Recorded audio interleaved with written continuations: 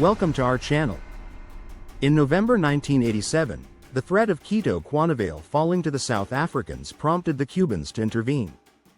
By this time, the remaining FAPLA forces east of the Cuito River were on the verge of collapse after enduring daily assaults from South African forces.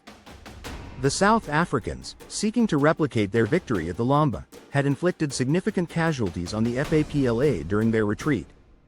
However, a planned final attack on 21 Brigade was called off due to incorrect reports of Cuban MiGs overhead, which allowed the FAPLA to complete their withdrawal. This missed opportunity proved costly for the South Africans, as the terrain north of the river was more suited for defensive operations. Once the FAPLA entrenched themselves, they successfully repelled 2 days of attacks, with South African armored units struggling in the difficult terrain and minefields. The rear-guard action was critical for the defenders of Cuito Cuanavale, giving them time to bring in reinforcements and establish defensive positions before the final South African offensive. The primary objective for the Cubans was to prevent Cuito Cuanavale from falling into South African hands. A contingent of Cuba's top MiG pilots was flown to Angola, where they conducted numerous missions to protect supply convoys heading to Cuito Cuanavale. On November 23, Raul Castro oversaw the departure of the first of 9 ships and 20 aircraft carrying Cuban reinforcements. The following day, the Cuban ambassador delivered a message from Fidel Castro to Dos Santos, requesting permission for Cuban troops to operate near the Namibian border, which was granted 2 weeks later. The first ships arrived in Angola on December 10.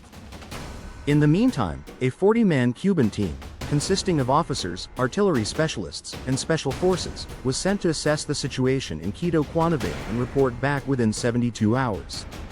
Upon arrival, they met with the FAPLA commander, who outlined the positions of South African forces and identified the most vulnerable FAPLA units, particularly 21 and 25 brigades.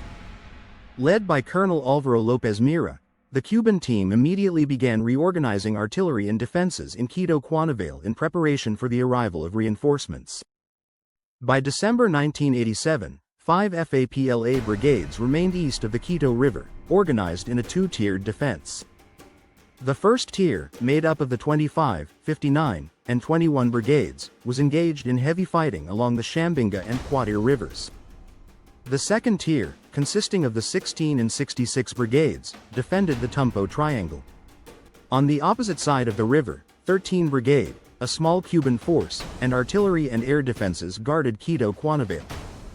The total defending force included nearly 4,000 troops, 45 tanks, 65 armored cars, and 10 BM-21 rocket systems. Despite the sizable defending force, the Cubans were concerned about the morale of the FAPLA troops, who had been subjected to 6 months of constant South African attacks. To reinforce the front lines, Cuban soldiers were sent to support the weakest FAPLA units, including 25 Brigade, which received 80 Cuban troops. The outer defenses of each brigade were strengthened with bunkers, trenches, and minefields, and artillery was reorganized. South African forces spent December tightening their siege of Cuito Cuanavale, launching attacks on the Tumpo logistics base, conducting airstrikes on FAPLA Cuban convoys, and attempting 2 unsuccessful bombing raids on the Cuito River Bridge. On December 21, the South Africans began planning their assault to target the remaining brigades east of the Cuito River. However, due to high casualties in the previous engagements, at least 25 South Africans killed, the South African command ordered a reduction in their involvement, allowing UNITA to lead the first assault. UNITA was unable to carry out the task effectively, and with Cuban reinforcements arriving in Cuito Cuanavale, the South Africans were forced to reconsider their strategy. Efforts by the Cubans to repair the Cuito River Bridge were temporarily successful on December 27, but these repairs were halted by a South African smart bomb attack on January 3, 1988, which destroyed part of the bridge, rendering it unusable for over a month. While 300 Cubans reinforced Cuito Cuanavale's defenses, a larger Cuban force was assembling in Lubango, 400 miles away. By the end of January 1988, about 3,500 Cuban troops had taken positions in Canene. The move into Canene was a key component of Castro's dual strategy to apply pressure on South Africa. The fighting that began east of Cuito Cuanavale in November 1987 marked the culmination of over a dozen years of inconclusive clashes between the Cubans and South Africans, eventually evolving over 5 months into the second-largest military confrontation in African history.